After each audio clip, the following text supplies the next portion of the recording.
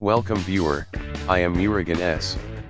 This video tutorial describes how to hide or disable images on Google Chrome.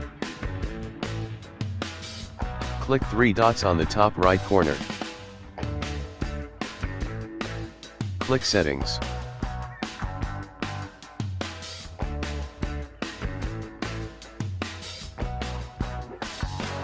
Click Advanced.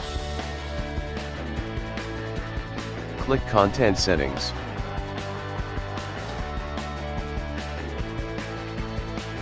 Click Image.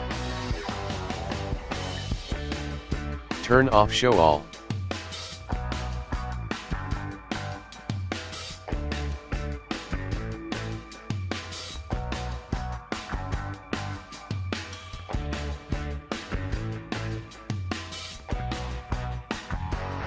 Image is disabled.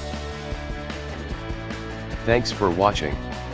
I hope this video tutorial helps to solve the problem. Please like, share and don't forget to subscribe my channel. See you next video.